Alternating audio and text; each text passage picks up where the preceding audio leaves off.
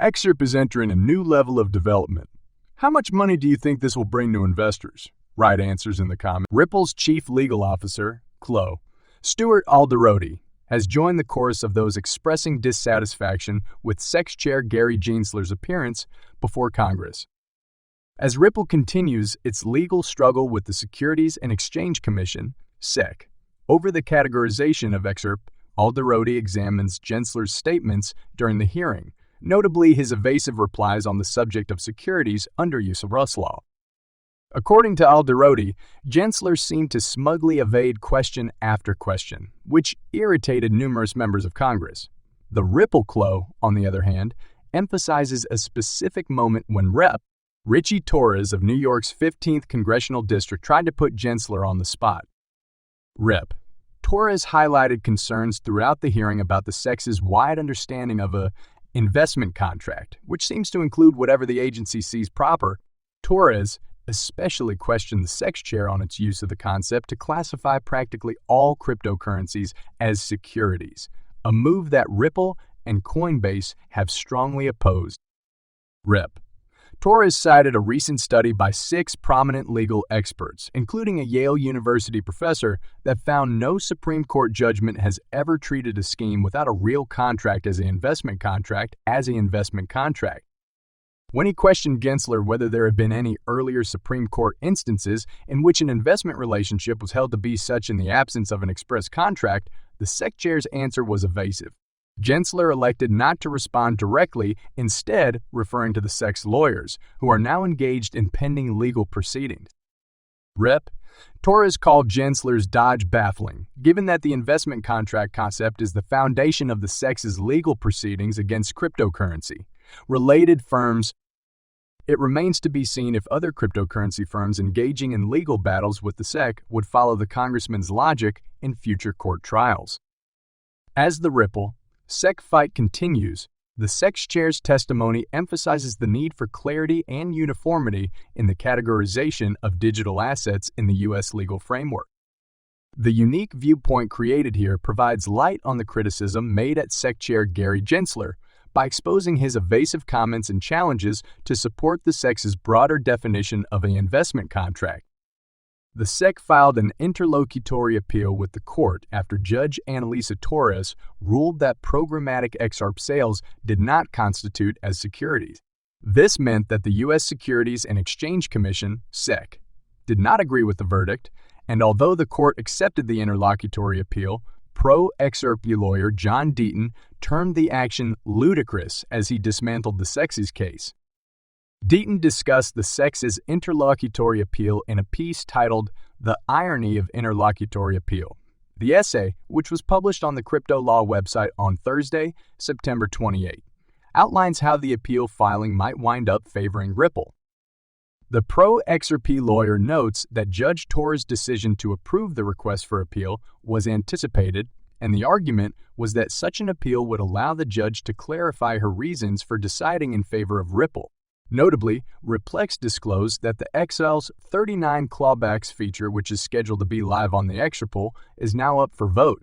With the news accompanied by skepticism from community members, Ripple Stu 2 David Schwartz stood forward to give his perspective. Schwartz has attempted to assuage concerns about this new function. He initially highlighted that the clawback functionality would allow token issuers to reclaim a particular number of issued tokens from existing holders. He explained that he was originally opposed to the functionality since the XRP already had the freeze feature, which is identical to clawback. However, he said that the obvious contrast between clawback and the freeze function convinced him to reconsider.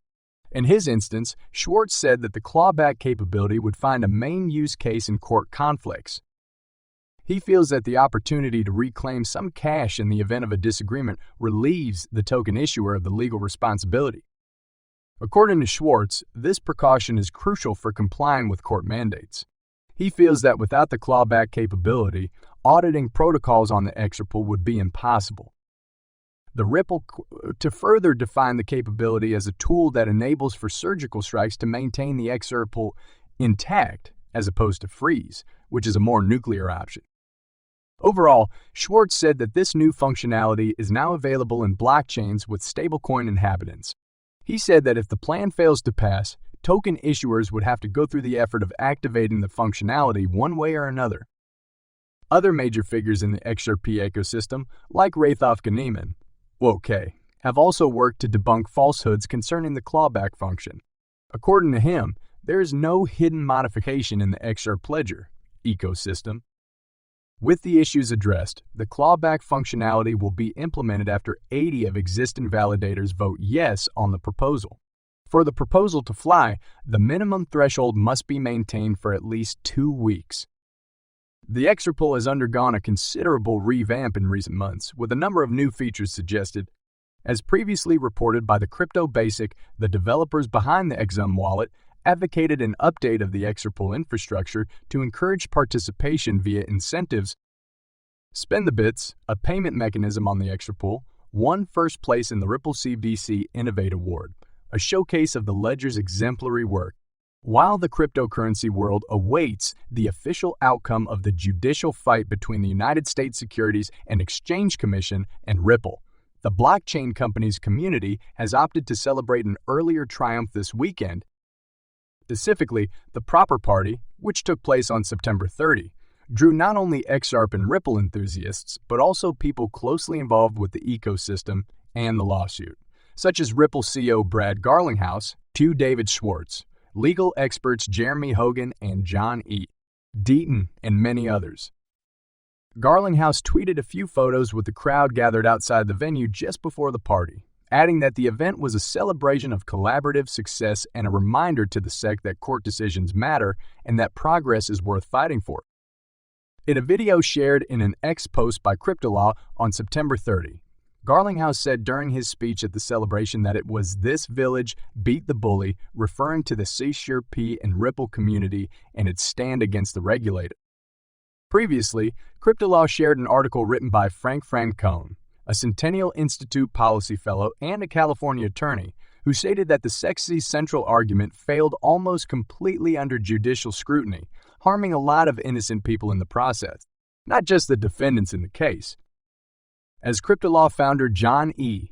Deaton noted in an X post published on September 28, in response to Francone's claims in the essay headlined "The SEC is not the king," 75 IG investors, users, developers, and small businesses have been screaming the above for 3 years, he said.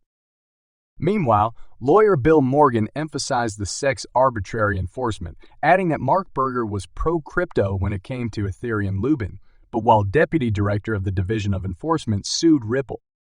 More recently, on October 1, Jeremy Hogan emphasized that the SEC attempted a similar maneuver with gold in the early 1980s, when inflation was high and gold was the investment, and that the court stopped it at the time.